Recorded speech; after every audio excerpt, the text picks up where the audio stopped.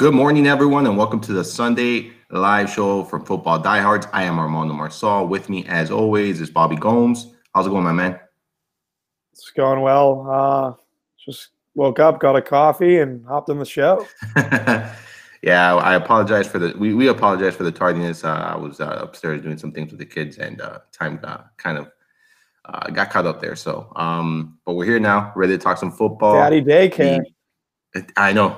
It's not easy, man. And right now they're quiet up there, and I'm hoping that throughout the show they can stay quiet. I don't it's know. Never easy though, and I'm happy. I don't know. I don't know, and I'm happy. I don't know. No, you'll be happy when you know, man. For now, it's truly a blessing. It really is. You find out things about yourself that you really didn't know before. So it's pretty cool, and it's a cool experience. You learn as you go too. It's not one of those things that you know from the get-go. So conference championship, man, some pretty good games. We're very seldomly do we get to see the top four teams still left in the postseason. I think we're seeing that this year. Some interesting games there. We got your Patriots against the Chiefs, and we got the Rams against Saints. Both games should be oh, there we go.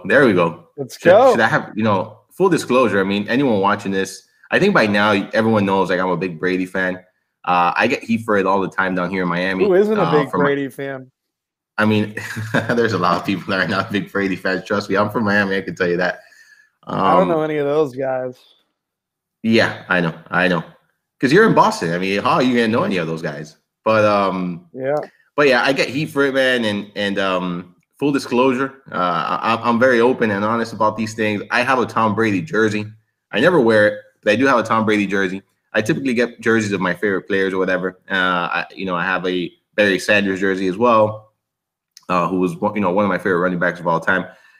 Brandon Marshall, huge fan of his before he even came to Miami.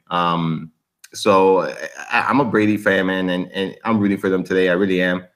Hope he wins. I really would like to see him go out, a champion. I don't think he's going to get many more chances to be here. So we'll see. Definitely. They said that a couple of years back game, too.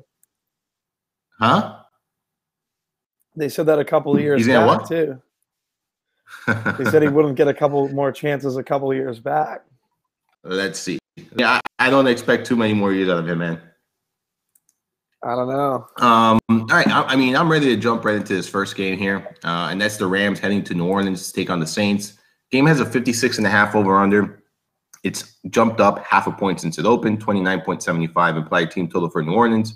26.75 implied team total for the Rams. Bobby, you and I spoke in depth about this game in the podcast here, and when we did our podcast on Thursday. And this is a game that we both think should be, high scoring. It should be. I think it's going to be a back and forth game. I don't really think any team is going to try to dominate.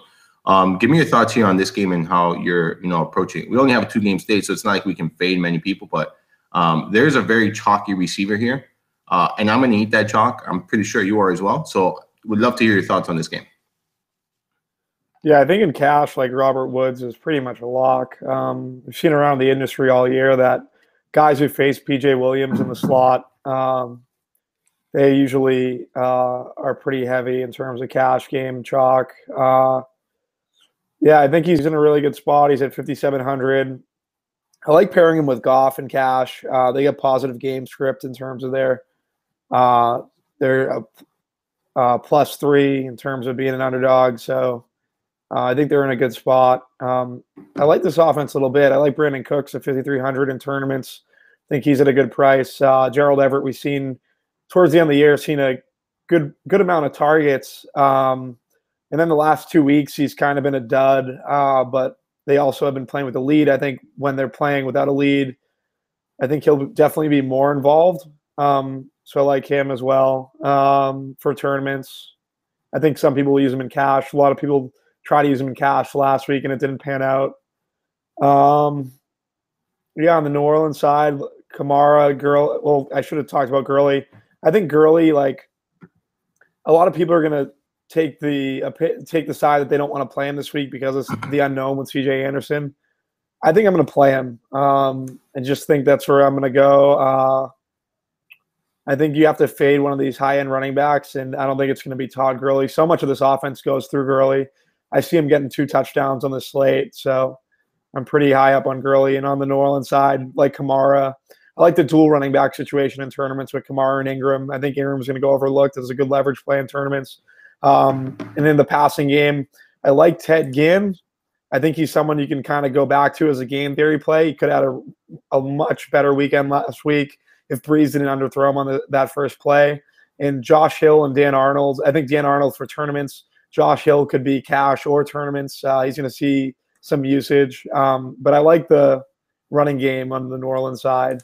Not too high on Breeze. And I think the right process play last week was to fade Michael Thomas, and it blew up in my face. But I think I'm going to go back to that, and I'm probably going to be fading him here again this week. That's a great breakdown there, man. I mean, I'm totally with you on Woods. I think he's the cash game play. I'm going to play him in all formats, so to be honest with you. I just think that matchup against P.J. Williams is just too good to pass up on here. I think you can find different ways to, build a unique lineup and not having to necessarily fade Woods. I like Cooks in tournaments. You talked a little bit about him on Thursday. I was, hesitant and really not on board there, but I've kind of changed my tune. I actually do think he makes for a very strong tournament play just because of the upside he brings. And I don't think he's going to be all that popular when you look at a 2-game slate. I believe his projection here is, let me pull that up for you. I think it's 13 to 16%. No, I'm sorry, 21 to 25%, which in a 2-game slate, excuse me, is not all that bad here. So I think for tournaments, he makes a lot of sense. I wouldn't be playing him in cash. The only thing I'm kind of off, when it comes to your analysis is Gurley. I'm on the other side of that. I think I'm not going to really be overweight on Gurley this week. I think they're going to have to use him. I really do think they're going to have to use him in order for them to win. And I think they're going to, ride him this week. They've been riding C.J. Anderson. They've been using C.J. Anderson. I think they're going to use Gurley a little bit more than we've seen in recent weeks as he's played. But I still think Anderson has been so effective and efficient that they're going to keep him involved. And I just think that limits, or caps that ceiling that we've seen from Gurley all season long. In addition, I know they're missing Rankins here. I know that's a big loss for this, run defense, the defensive tackle.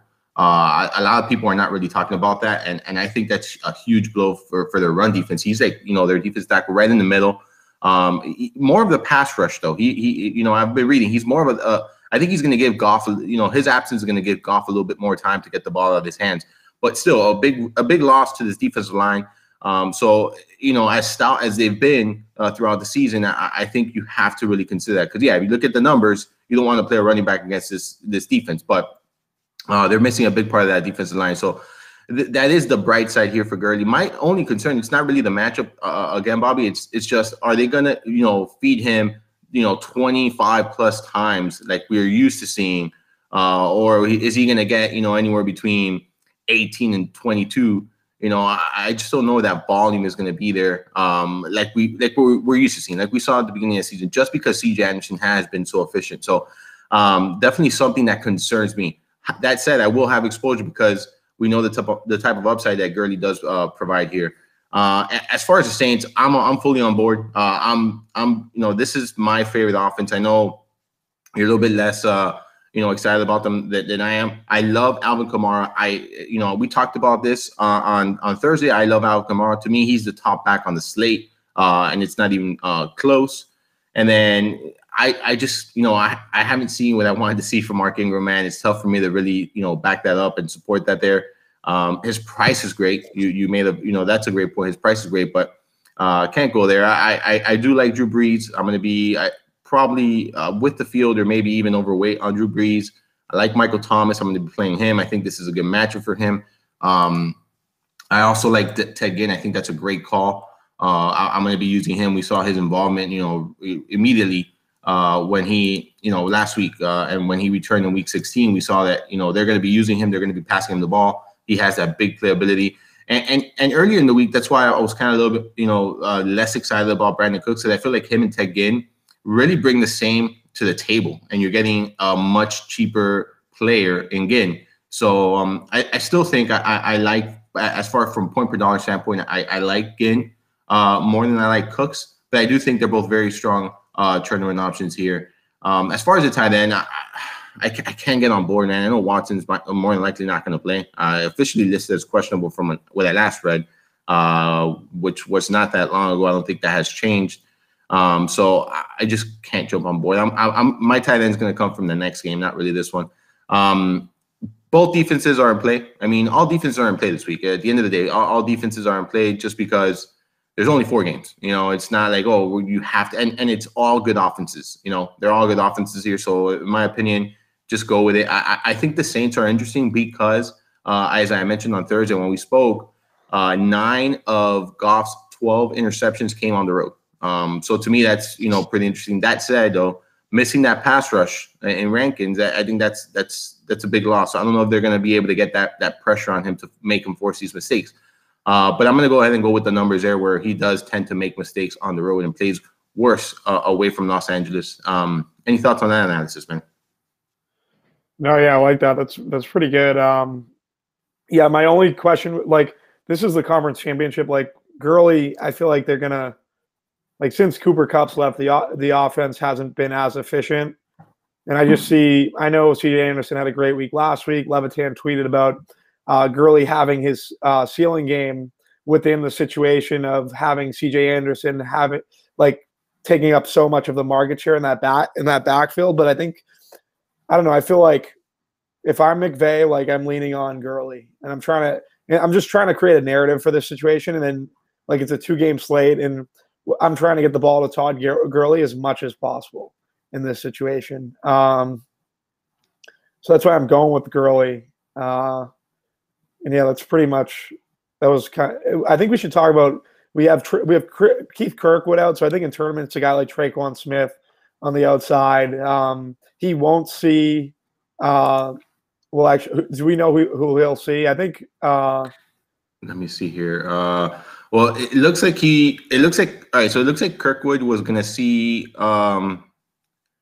Nico Robbie Coleman, which is a tough matchup. Yeah, but so they were talking about Michael Thomas being in the slot. So what we're not going to know is if Robbie Coleman's going to cover. If that's the case, that's a really tough matchup. Is he going to cover Michael Thomas? There's like an 8-inch differential. 96%. He lines up 96% of the time in the slot. Robbie Coleman. Yeah, but what I'm saying is that makes it a tough matchup for Thomas. No, but Thomas has like an 8-inch height difference in terms of, like. Let me see. He's like 8 inches taller than Robbie Coleman. I think the better matchup would be to move Talib into the slot to cover Robbie. That's what I think that they would try to do. I think Thomas would eat if he sees Robbie Coleman the whole game. Well, Talib hasn't covered in the slot, so. Yeah, Talib doesn't cover too much in the slot. Marcus Peters might be the guy that they move because he's lined up like about 12% of the slot. I don't think that. 8%. I don't think that'd be the case. Michael Thomas absolutely destroyed Marcus Peters in this first meeting. Yeah, well, that's true. That's a good point. I like the Traquan Smith call, man. Like I was on with that game that he blew up against I think it was the Eagles, week 11, and it was just a perfect situation for him. But it's just since then, man, he hasn't done anything. Like that's what concerns me. Like, and we've seen the upside. Like we've seen the upside. We saw it that week. I think we saw some in the preseason. We know that he has that big play ability, you know. It's just a matter of are they going to get it to him. And like you mentioned, like, you know, Noel Kirkwood, they utilized Kirkwood last week a little bit. He's been involved in the offense. So maybe they are going to, you know, drop some plays here for Smith. And I think he's going to go like completely be unowned. So in tournaments, I think you could definitely take a shot at him if you're rostering multiple lineups. Like if you're playing a single entry, I really wouldn't recommend it. But if you're rostering, you know, I mean, if you're firing multiple lineups, I definitely think he can be in your player pool this week. I do like that call quite a bit. It's now interesting to see who's going to be on him and who's going to be covering him, because it looks like if they're moving Thomas to the slot, I guess I guess they'll move Talib to the slot. Just don't know if they're going to do that. He's only lined up 8% on the slot, you know? Yeah, we haven't seen a lot of it. That's what I'm saying. We didn't talk about Josh Reynolds either. He's going to see Marcus Lattimore. He's fine in tournaments. I wouldn't play him in cash. More for deep GPPs. He has seen a ton of red zone, though. this year. Yeah, he is especially involved in the red zone. out. Yeah, he is involved in the red zone. I'm just very concerned about that matchup because he's going to get Latimer, like you mentioned. That's a tough one. Although I have it right now where he's going to get Eli Apple. I have it here. Let me see, Eli in the slot 32% of the time. I don't know. It looks like so. Apple's played well since coming to New Orleans from the Giants. Yeah, it looks like he's going to get Eli Apple though. I don't think he's going to get I don't think he's going to get Latimer. It looks like Brandon Cooks is going to get Latimer actually. Oh, really? That's what I'm looking at here. Yeah. Yeah. I mean, any final thoughts here, Bobby? Or I think we broke this one down pretty good, and then we're gonna get into some player props, guys. Once we break down the other game, we'll jump into some player props and kind of give our thoughts on some of these guys that we like and some of the props we like, and that'll give you kind of an idea also of what to expect or what Vegas is expecting some of these players to do this weekend. So make sure you check that out at the end of the show here. Bobby, any final thoughts here on this game, or are you ready to move on to your game? And I mean, it's your game, man. You turn the head around and go ahead and start. Yeah, there we go. All right. So the Patriots are headed to Kansas City, take on the Chiefs. This is going to be a cold one, but it's going to be an exciting one, I think. 56.5 over under. It's actually gone down 3 points since it opened. 29.75 implied team total. For the Chiefs, 26.75 implied team total for the Patriots. Bobby, the floor is yours, my man. Yeah, so I'm just trying to put myself in, just trying to think like if I was Belichick, how I'd scheme against Patrick Mahomes. Like the Patriots need to take away Tyreek Hill. I don't know how they're going to do it. I feel like if they play cover two, Andy Reid's just going to run Hill laterally, and you'll see a lot of misdirection to a guy like Damian Williams or Travis Kelce. So that's pretty much – I think that a lot of people are going to go for Tyreek today, and I don't mind the fade. He's had 5 touchdowns versus the Patriots in 2 games, but I think they're going to sell out to stop him. You might see kind of what they did with Thielen, where they used both McCourties to double him. But then I think it leaves openings for other guys like Damian Williams, like Travis Kelce, like Chris Conley for deep tournaments. I think that there's a lot of room for them to work if that's the case, because the Patriots linebackers – not fleet of foot. I think they get burned by speed. So I don't know. It's kind of a difficult situation. If I was Belichick, I think the best defense for this Kansas City offense is to pound Sony Michel, try to play ball control, keep Mahomes off the field. I just don't know how long that's going to work. I think that would be like the ideal way to go, but they're in Kansas City. KC gets a lead early. The Pats are going to be playing from behind. If that's the case, the Patriots receivers there's a ton of value there. I think guys like James White, Edelman, pairing them together, like we've paid $7K for Edelman in these for White in these situations actually, and we're going to get him at 5.4. Pairing him and Julian is a good way to fade one of these higher end guys, whether it's Gurley, Kamara, or Damian Williams. Also like the pass catchers, really like Hogan. A lot of people down on him within the industry. I think he's a good play this week. I think he's going to go low owned as a leverage play. And I like Dorsett as well. I think they're all in pretty good spots. I think Gronkowski, a lot of people think, he didn't do much in the game last week, but he was there because Bozer and Ingram were coming off the edges and he was used to block. He actually had a pretty good game. If you watch the film, did really well in keeping Brady upright and taking Melvin Ingram out of the game. So, we didn't really hear Melvin Ingram's name all week last week, and he pretty much dominated that Baltimore game. And I think that had a lot to do with Gronkowski.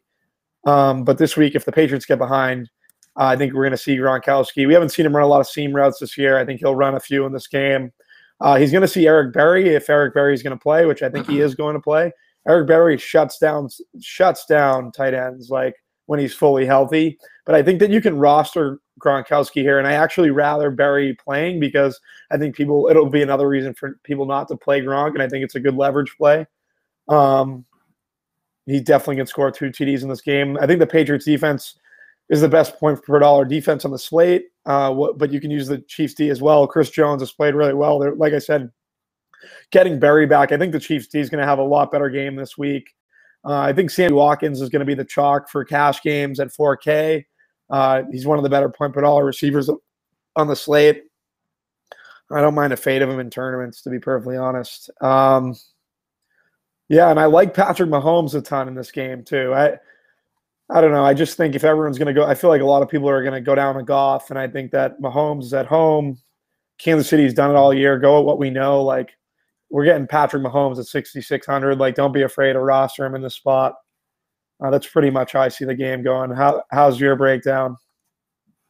Yeah, it's very similar. I mean, I really think that in order for, to contain the offense for the Chiefs is just to keep them off the field. And that's going to mean that a lot of Sony Michel here. But the problem is, like you mentioned, I mean, how long can they do that? I don't know. And I don't think anyone knows. What we do know, though, is that the Chiefs do struggle against the run. One of the worst run defenses in the league. And you mentioned that Gronk. I like Gronk actually. I'm not gonna lie. I like Gronk here in this spot. That's why, like I said, the tight ends I'm going to be playing. It's either going to be Kelsey or Gronk in my lineups. I don't think I'm not envisioning anything else right now in my rosters at the tight end position. So I like Gronk. The Chiefs have been pretty bad against tight ends all season. A lot has to do with, like you mentioned, maybe no Eric Berry, and that kind of helps that. But the statistics, show the third most receiving yards for tight ends, second most touchdowns, and most fantasy points per game to the position here. So definitely a defense that has struggled throughout the season with tight ends. In their earlier meeting, Gronk only saw 4 targets, caught 3 of them for 97 yards. Really didn't do a whole lot, from scoring and volume perspective. But 97 yards, and 3 catches is significant there. So I like him quite a bit. I'm going back to James White. I'm going back to Julian Edelman. I was on them last weekend. It worked out. I do think that this game environment is perfect for them. And their involvement in this offense, when you look at it, it really doesn't matter if they're playing with a lead. It doesn't matter if they're playing from behind. At the end of the day, they're both going to see theirs. I don't expect, obviously, the amount of targets that we saw for White last week. I don't think that's ideal or even realistic. He did see 17 targets, caught 15 passes. But I do think, anywhere between 6 and 9 targets is ideal. If they're playing, that's if they're playing with a lead. If they're playing from behind, we could probably see double-digit targets here pretty easily. Edelman is Brady's go-to. He's going to continue throwing the ball. I just think this is a good matchup for him here. And when you look at his role in the offense, it's just significant. Double-digit targets. Now in 4 of his last 5 games. Definitely a good spot for him here. I like Edelman quite a bit, and from a point per dollar standpoint, I just think he makes so much sense.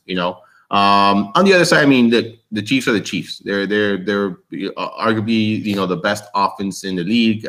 Pat Mahomes is obviously or arguably right now the best quarterback in the NFL. As from a fantasy standpoint, I don't think we've seen someone do what he's done. And when you look at the film and you watch him play, like, he makes some passes that I'm looking, that are incredible. I'm looking forward to watching him grow and play in this league. I really do think he's going to be a great quarterback, for many years now. So good spot for him. Like you mentioned, like, the price is right there. The price is right. So I like him. I like Tyreek Hill a ton. I don't think Bill Belichick always draws up a plan to contain the best player on the other offense. That's going to be very difficult to do this week, But I do think if he's going to limit the damage from anyone, I think it can be Kelsey. I really do. I don't think he's going to be able to contain Hill. I think he's just going to wave the white flag and say, all right, you're going to have to do everything in your, you let him do everything. But the damage from Kelsey, I think, is the one that can be limited. I'm still going to play Kelsey. You can't wave the white flag with Tyreek if you're Bill Belichick. You can't, because you can't. Your thought process going into this game is that you need to play with the lead. If Tyreek scores a quick touchdown or 2 and you're playing from behind, that eliminates your whole game plan. Like, it eliminates Sony Michel. They're going to want to run the ball in this situation. Like, they have to sell out for Tyreek. So that's why I think if you're going to pick between the two, I think you would rather like Kelsey and Damian Williams, and them working off Tyreek's, like, in terms of like misdirection plays that Reed loves to run. That's where I would look. Like, I think they're going to sell out for Tyreek. Like, I know it's impossible. Like, Tyreek's unbelievable. I get that, but like, I'm triple teaming Tyreek if I have to in this game if I'm New England. Yeah, I mean, I agree. I would be the same way I approach it. I just think that he knows that you just can't contain him, and that's where They can't deal with quick scores. Yeah, no, you quick can't. scores on the road is bad news. The Patriots are not a good. The Patriots are not a good playing from behind team. They're really not. They play good when it's close, and they play good with a lead. Playing from behind, they're a totally different team, and they're not that great at that. From watching them, at least that's the analysis I get. I don't think they're a great playing from behind team. I don't know, man. Listen, I'm not. Did you see the Super Bowl 2 years ago?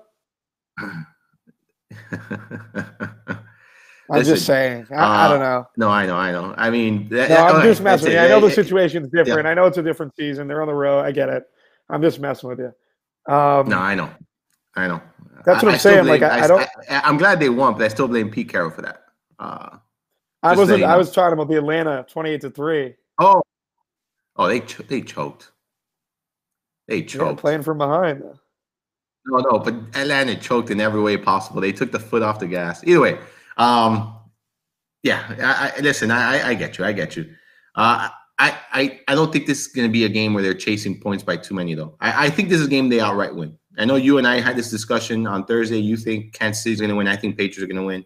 I want the Pats. I think they outright win this game. To me, you know what it's going to come down to, and I like Andy Reid as coach. It's going to come down to coaching. I just think Bill Belichick is going to outcoach him. I don't think it has anything to do with the talent. If it was anything to do with the talent, Chiefs win by a good chunk. But it has to do, in my opinion, this game is going to have to do a lot with the coaching. So I think that's why. I think you're underestimating how good of a coach Andy Reid is. I'm not. I know how good of a coach he is. It's just in these big situations, he tends to buckle. We've seen it. He's never had a Tom Brady, though. He's never had a guy like Mahomes. He's never had a guy like Mahomes. Yeah, I was making the comparison to Belichick. Yeah. But he's never had a guy like Mahomes. Like, even McNabb wasn't Mahomes. No, not even close. No. Not even close. No, not even close. You're right. I think Andy Reid's done a great job this year. You know what the thing is? Like, you're going to see something from the Patriots that you haven't seen for like 3 years, and they're going to bring it back, and it's going to be like, what the hell just happened? Like, what are they doing? Now, but this is going to be an interesting one, man. I'm on board with all the guys from the Chiefs here. You got, Tyreek Hill is a good play in all formats. I'll probably stick to him more in tournaments, but I think he's a great play in all formats. Kelsey, to me, is a top tight end on the board this week, and I don't think it's particularly close. You mentioned Watkins being chalk at 4K. I think that's a good, a good chalk. I think that's good chalk at 4K. I think there's plenty of upside there. So I don't mind rostering him in both formats. I think, maybe I'd be underweight in tournaments simply because I think he's going to be extremely popular. But I'm okay with rostering him in both formats here. Mahomes is someone that obviously I'm, firmly in play, arguably the top option at, quarterback. The weather is a little concerning, but he played well last week. It was, snowing and stuff. Like, he did okay. But like I mentioned on Thursday, man, and this is something that I do want to point out, like his numbers towards the end of the season haven't been like what we saw earlier in the year. It wasn't the 300 plus yards for 4 touchdowns. Like when you look down, like from week 14 on, from week 15 on, like week 15, 243 yards, 2 touchdowns. It's a good game. 18 fantasy points, good game. 273, 3 touchdowns, another good game. But like we're not seeing the 300 plus yards, the 4 touchdowns, getting everything done. He's been okay. He's been a regular quarterback. Like he's been good, So I still like Drew Brees ahead of him this week simply because I think I don't know. I really have a feeling that Drew Brees is going to come on. Just in order for them to they're going to have to get out there and score rapidly and put a ton of points on the board against McVay here. So I like Brees just by a little bit, but I do like Brees as my quarterback here. Anything else? I agree with you with Dorsett, by the way. I think Dorsett's a great play. We talked about him last week. He did a good job. He found the end zone now in his last 2 games. So Been doing well. Been doing okay there. I like him. I like his price. If I'm pivoting off of Watkins, it'd probably be Dorsett in tournaments. Would you be doing the same? I would probably go to Hogan. Hogan. I actually Man, like. that's your guy. That's your guy. Hogan. I actually have a lineup with Hogan and Dorsett that I like a lot. Okay, I asked this last week, and I want to ask again. This week I'm doing it. But how do you feel about rostering both White and Sony in the same lineup?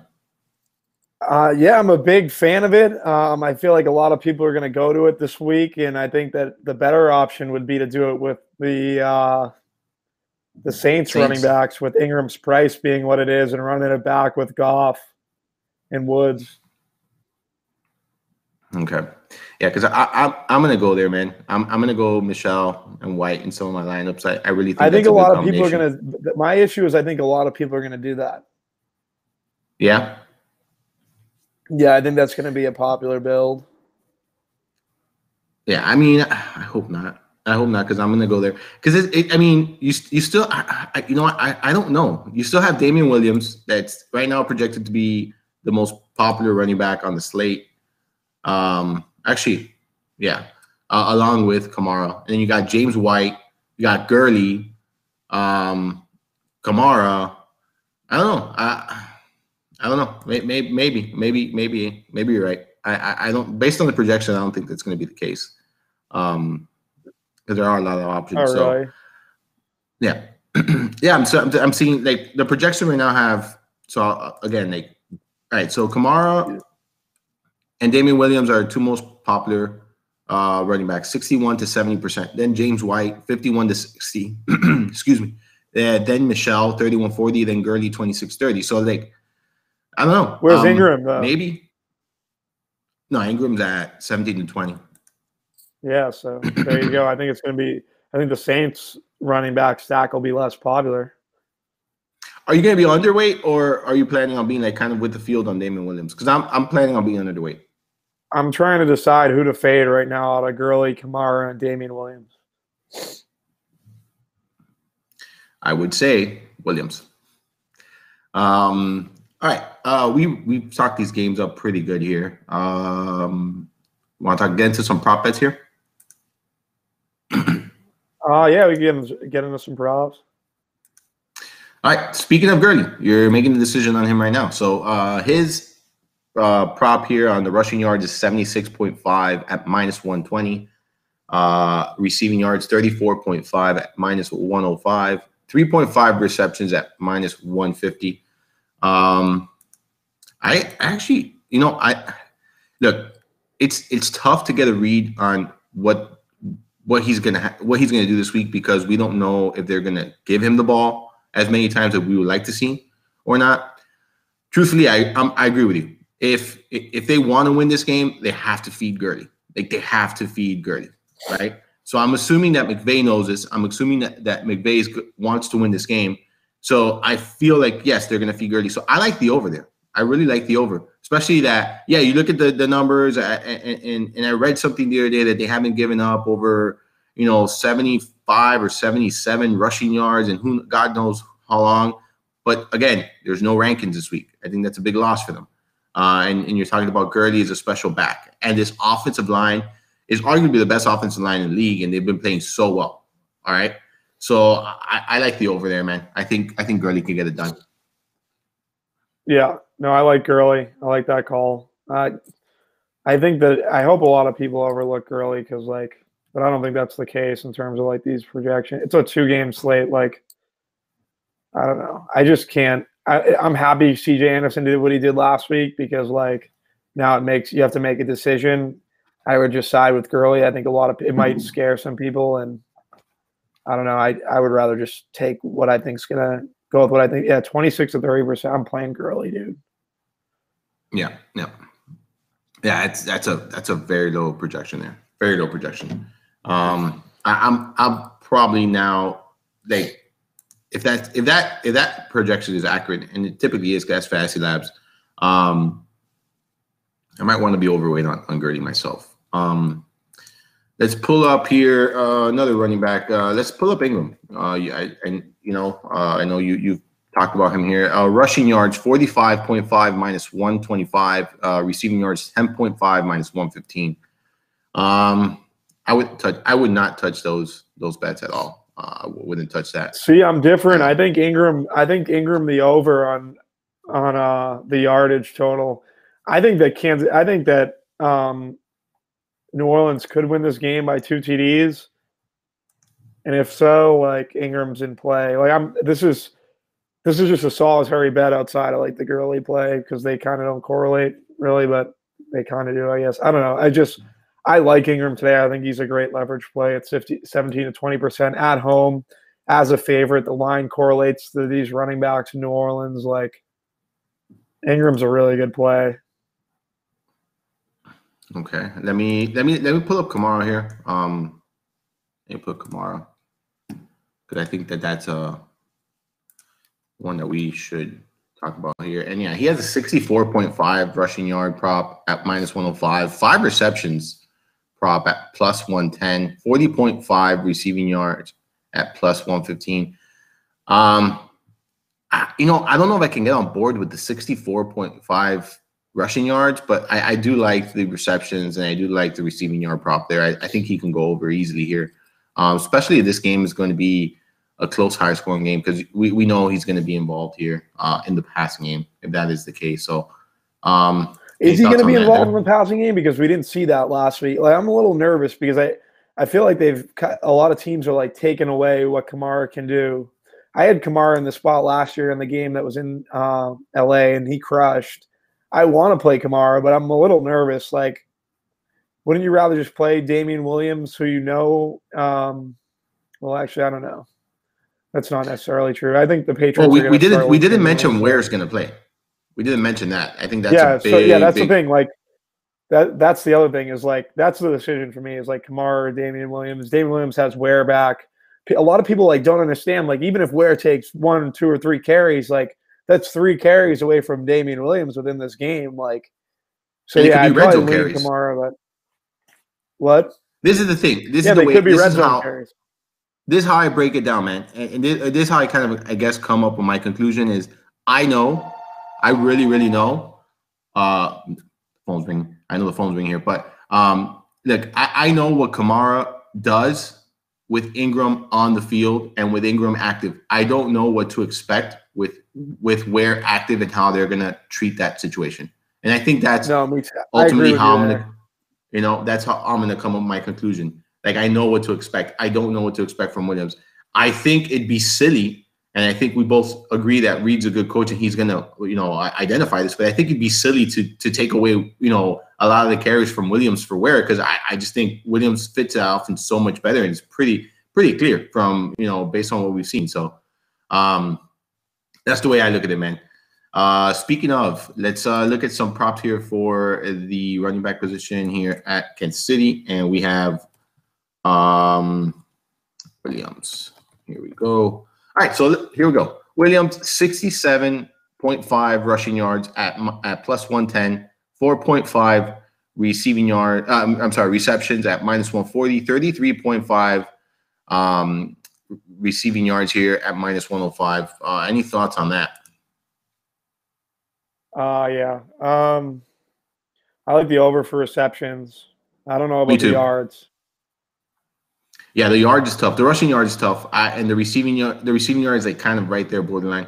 But I do like the receptions there quite a bit. Any quarterback here that you want to like kind of go over? We can do all of them if you want. All right, I'll put up Mahomes first here, and that's 316.5 passing yards at minus 100, 2.5 passing touchdowns at minus 130. I mean, do you think he's going to throw over 300 yards today? Tonight? It's tough. Vegas is kind of skeptical, right? Wouldn't that in terms of the line? No. They think he's going to go over 300 yards. They think he's going to go over. Yeah, because Vegas. I can't see it in front of me. Vegas suggesting it. because I mean they would put it lower. He's projected 313 passing yards on Fantasy Labs. Man, I don't know, man. Is it even money though? Is it even money? Minus 100, yeah. Yeah, I don't know. Yeah, I'll take it. I like him. I'm just concerned about if he's going to get the bonus on DraftKings. Like, I think I'd take the under, but I think he's going to get the bonus. So maybe like 307. Yeah, if I get that right. There you go. Just straight bet 307 total. Yeah. Pretty sure you get some good odds for that. Yeah, it's tough, man. We haven't seen him do it in like 4 weeks now. I don't know. Dude, if people aren't playing Mahomes, saying they're playing golf. I'm playing Mahomes. I'm playing Mahomes. I'm playing Mahomes, but I'm just saying we haven't seen it in what 4 consecutive games now, I think it is, or 5. I mean, yeah, you'll see it versus defense though. This past defense is, I don't know, man. We're gonna see. Damian Williams, it's tough to like fade. I won't touch that prop. I think he's in such a good spot. Now what? I don't want to fade Kamara though either. I'm just kind of thinking back to like what I'm gonna do. You could play Kamara. You're gonna have like the decision to me is, are you gonna fade Gurley or not? Right, which you shouldn't. No, I'm playing Gurley. Right, so you should play Gurley, right, and then you want to play Kamara. And you want to play Williams, so you want to fade the Patriots running backs. That's the scary. Like, to me, that's the scary part, because in order for them to win, they have to be involved. I don't know, man. Yeah. I'm gonna take the plunge here. I'm gonna be underweight on Damian Williams myself. I'm just gonna do it because for the reason we spoke already about, like, we don't know. I don't think Ware's gonna come in and take a bunch of carries or anything like that. But I just think that he's gonna come in and have a role. I just don't know. We haven't seen it from Kamara in a couple of weeks either. We're talking about all these guys that have been studs all season that really haven't. Kamara actually hasn't been the same since Dallas game. Since the Dallas game, he hasn't been the same. Like, yeah, and I wonder if that's something that coaches have seen on tape and they're like taking him away somehow. And I don't know. I hate actually since week 11. Week 11, he didn't have a great game. But I think Damian Williams has the better matchup. So yes, it's difficult. I can't argue that. Yes. I will not. That can't be disputed. Yeah, I agree. I don't know. I'm gonna go with. Huh? It's ballsy to fade Kamara on the fast track. I just think we know that he can jump at any time.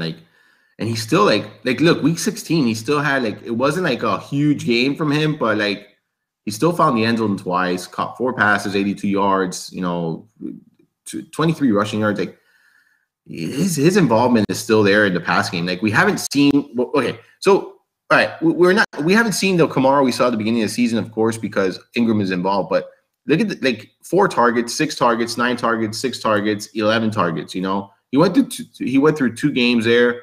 And that was against Philly and Atlanta, where he only was targeted 1 time, but he did rush for over 70 yards in each of those games. But his role in the passing game is significant, man. I mean, it's so. I will say this: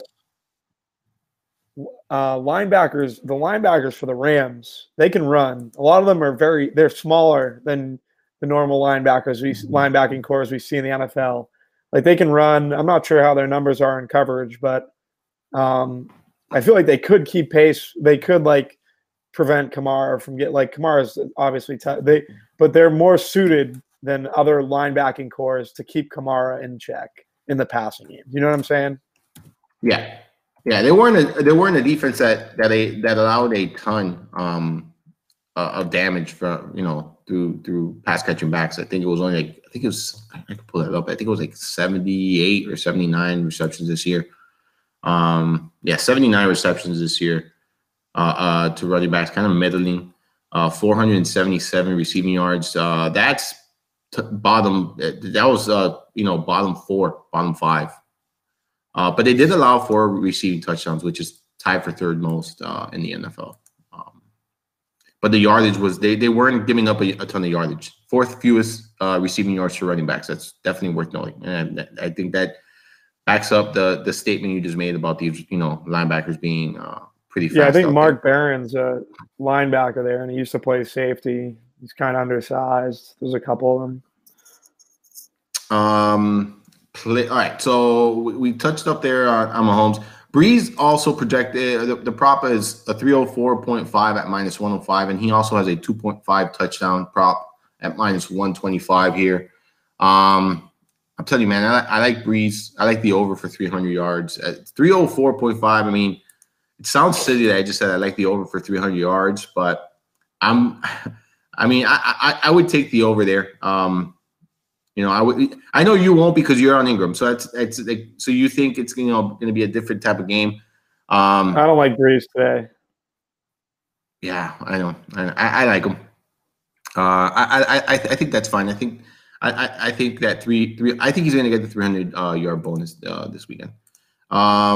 Brady. So it looked like all quarterbacks have the 2.5 touchdown prop here. Brady has a 2.5 touchdown prop at minus 225 though. And then 287.5 passing yards at minus 100. I think I saw something. Let me see here. That stood out to me. Go ahead and give me your thoughts on those and that props on Brady. I love Brady's receivers. They think that Brady's gonna throw over 2 touchdowns. Like, yeah, I can see it easily. Yeah, I love these. It's more telling to me for the receivers. I think the receivers are very good plays this week. So this is my thing, and maybe I'm looking too much into it. Since week 8, right? Brady has thrown more than 1 touchdown pass in only 3 games. Twice against the Jets and against Miami.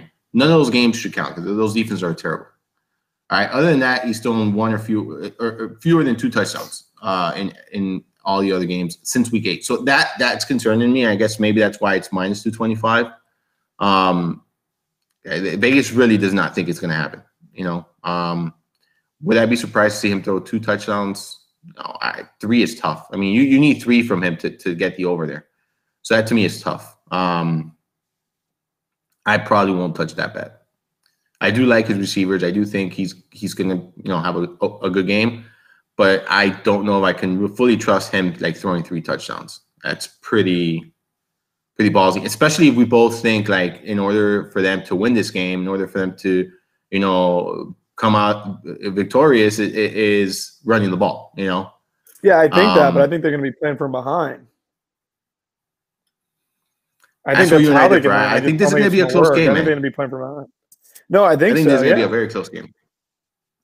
I think the Patriots are going to be in more passing situations though, just because I think they're going to be trailing. All right, let's look at Goff here, man. All right, so Goff is even worse. It's 2.5 touchdowns at minus 260. And then a 285.5 profit. Is it the over for minus 260 or the under? It just says minus 260. So I'm assuming is you bet 100 to win 260. I'm assuming that's what that represents. No, to lose 260. If you lose whatever side you're going, you're losing the 260 if you bet 100. No, that won't make sense. I can't see it. I don't know where you're reading this from. So. I'm reading this directly from Fantasy Labs. Oh. So it just shows it there. But that wouldn't make sense though, because why would Patrick Mahomes be? I gotta see it. 130? I need it. I'm a visual. You have Labs open or no? No, I didn't have it open. I'm opening it up now. If you go to NFL and you go to player props. Yep. So it's minus 260. Which is the highest number. I mean, Mahomes is minus 130. But and then Breeze is minus 125. Actually, Breeze is, and then Brady is minus 2. Let me pull up the Sharp Side app. I don't know what the fuck. See where.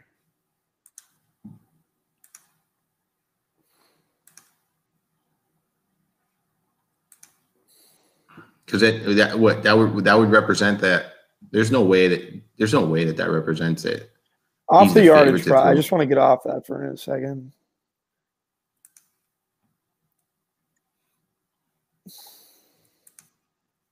Yeah, I mean, so Goff but Goff and Breeze are both. I mean, Goff and Brady are both projected to be the lower owned. I have Goff quarterbacks this week. over 2 touchdowns -105, under 2 -125 on where I'm looking, and then What are you looking at? Because I have. I'm on the Sharp Side app. Huh? I'm on the Sharp Side app. I'm not on Labs. I'm sorry. Oh no, it's okay. So let me.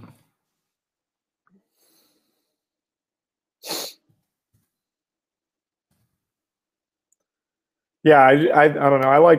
I would probably lean the I would say under there. I would say maybe. I don't know. I like Gurley. I don't. You know what I mean? I know a lot of people are on Goff this week. I like Gurley. I'm not particularly on Goff myself. So yeah, I think in cash, I think Goff's probably the smart play. Yeah, I mean, I'm not particularly on Goff here. He's my least favorite quarterback, to be honest with you. Yeah. On the slate. I wouldn't take the under. I'd take the over with Goff. I see him throwing a TD to Gurley and then maybe one to like Woods or Gerald Everett. So yeah. Okay. You want to pull up some of yours that you have there? You want me to keep on my side? I have Labs open. I'll pull up some of mine. Yeah, I'll pull up some of mine. So yeah, what do you want to talk about? Just let's put up. Look, let's talk about Michael Thomas here. I think that's something that let's talk about some of these receivers. That we really haven't gone through yet. Let's talk MT. Yeah, so over 7.5 receptions -160, under 7.5 +130. I think he'll get the 7. It's just a matter of his yardage. So actually, I'd go under 7.5 +130. I think I'd lean that way. The yardage for Michael Thomas is over 99.5 -135. So Vegas kind of sees the over, and the under is 99.5 +105. Yeah, I'm fading Michael Thomas. That's pretty much, like I said, I faded him last week. I think it's the right process. It was the right process play. The results obviously didn't work out. I'm going to go back to it. I just think he's a good fade here. Again, over 3.5 receptions -135. I like the over. The under under's under 3.5 receptions +105. I think I'll go over there. I like Ginn this week. How about you on Ginn? You said the over, the yardage is for the over is what? Just for the over and catches is 3.5 -135. I like that over. Yeah, I like the over and catches. I think you get easy to get 4 or 5 catches here. Yeah, Labs likes the under. Labs likes the under on his yardage total. Yeah, I'm seeing that now. They like the under on the 3.5 receptions at +105, and they like the under on his 54.5 yardage. That 54.5 is tough, man. That 54.5 is tough. Not if he catches a long bomb, which he certainly can. Certainly can. Yeah. No, I don't know. I'm just messing around. I don't know. I like him though. Yeah. We've kind of covered a ton here. Yep, I agree. Any final thoughts on this slate, man? Honestly, not my favorite slate, but I think it's going to be a good day. Good luck to everyone out there. Armando, thanks for having me all year. I appreciate it. You giving me the opportunity. Yeah. It's been fun working with you. Yep, it has been. It's been fun. We're continue doing. We're going to continue doing podcasts, man. So that's going to be fun. Good luck to everyone this weekend. Best advice I can give: just enjoy the games and have fun this weekend, man. It's a really good slate. Should be a ton of scoring. Have fun. All right. Good luck to everyone. Make sure you can follow Bobby on Twitter at Bobby Gomes DFS. Myself at Armando _Marsal. We will see you guys next time.